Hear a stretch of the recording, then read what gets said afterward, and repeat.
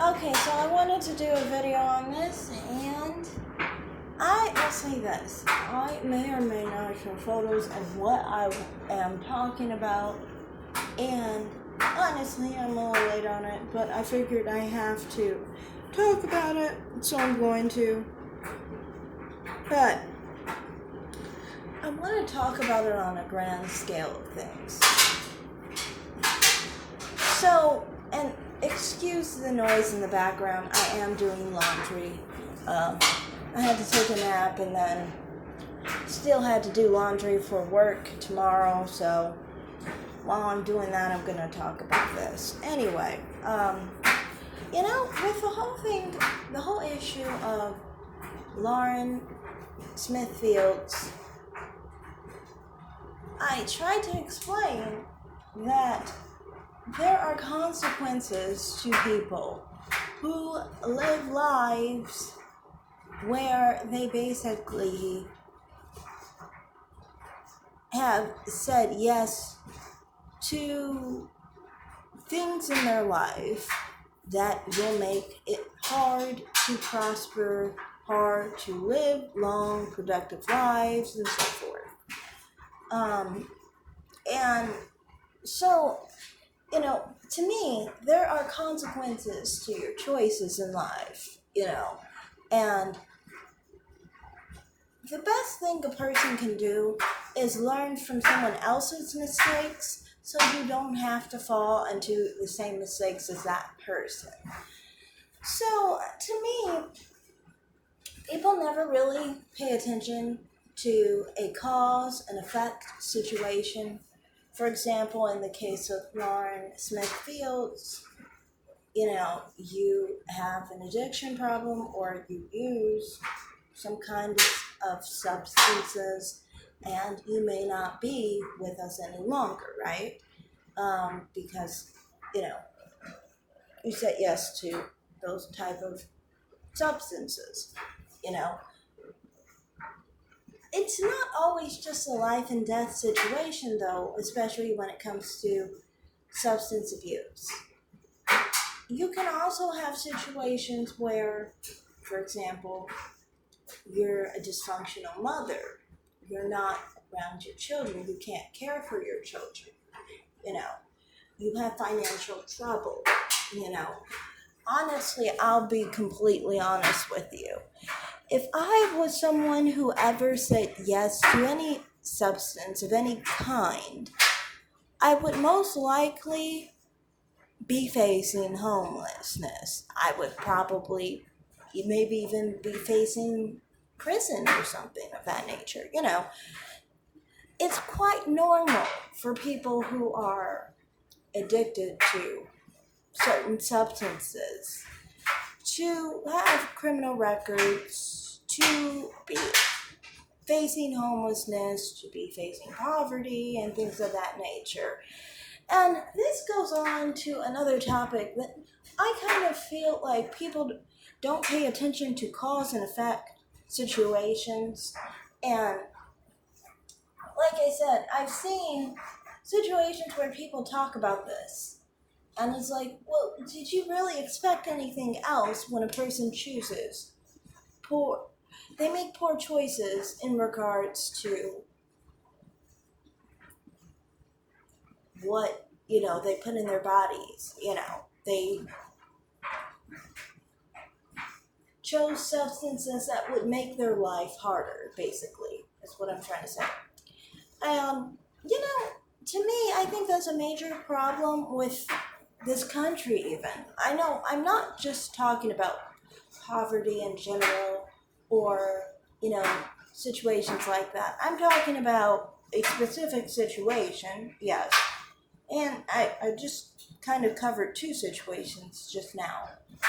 But more than that is so many times people will say they're poor or they have financial trouble. And to me, I'm like, you're not poor and you don't have financial trouble if you have some kind of addiction problem. Because if you think of it, if we put all the money you spent on drugs and alcohol, you wouldn't be poor anymore. That's why, when people say the war on poverty, those issues, to me it's like, well, if we took the drug addicts out of the equation, we'd have a much smaller population of poor people. Because if drug addicts didn't do drugs, and they didn't, and alcoholics at that matter too, if you didn't drink or you didn't have too much money spent on alcohol or drugs when you're poor, you wouldn't be poor anymore because you'd have all that money. And even if you were poor, you would be in a much better situation.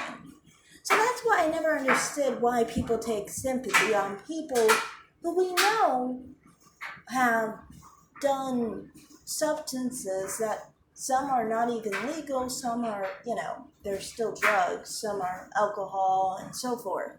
You spent your money foolishly, and you're claiming that you have financial trouble. You really don't have financial trouble. You have a budget issue. You have an issue of not making the right choices for your life, things like that. But you don't actually have financial trouble. That's not the problem here.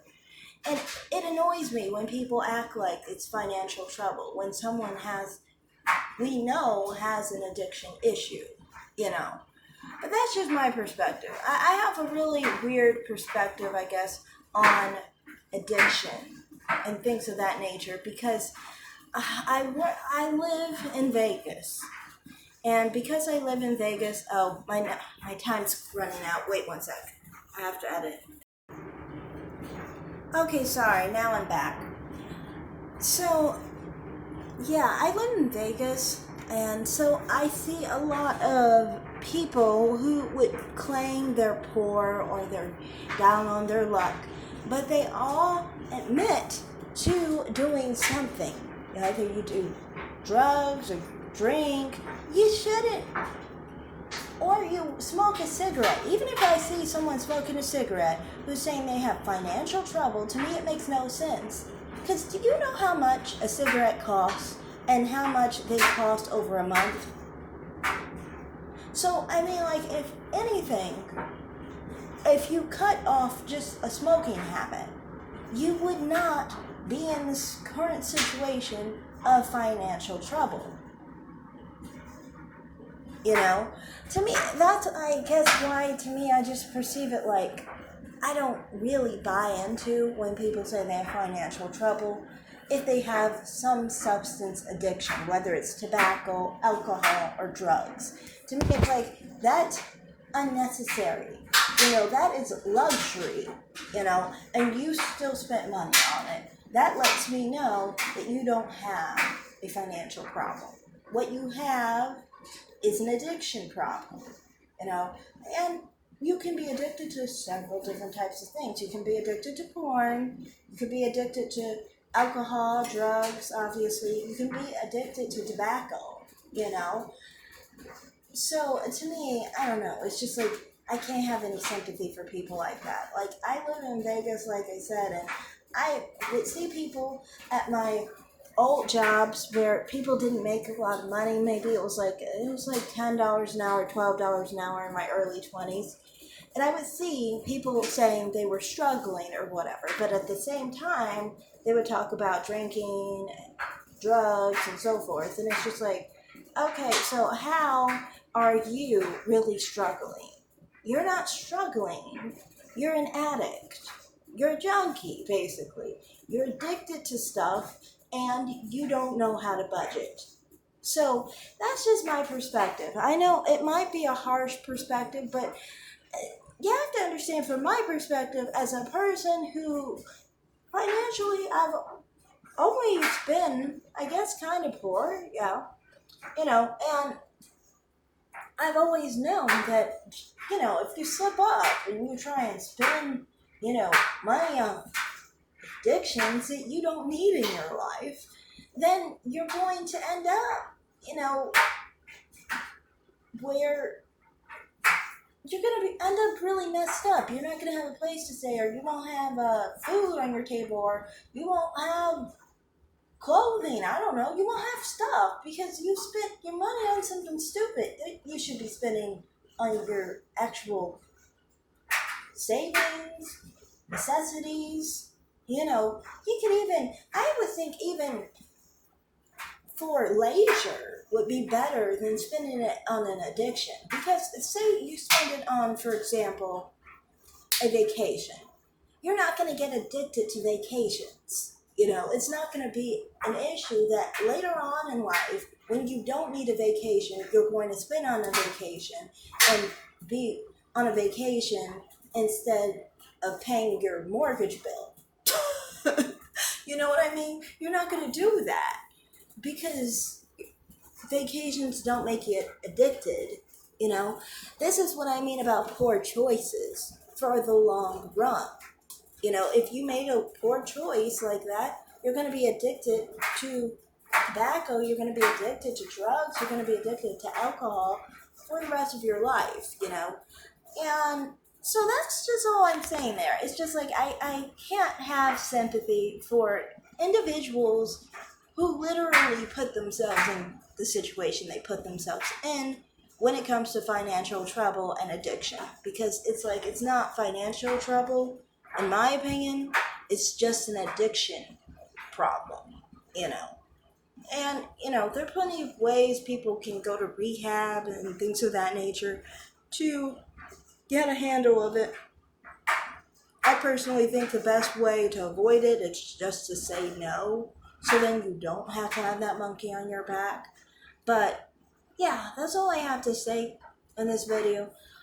Um, I guess I'll be done. Thanks for watching, and like the video, subscribe if you want to. Have a great day. Bye.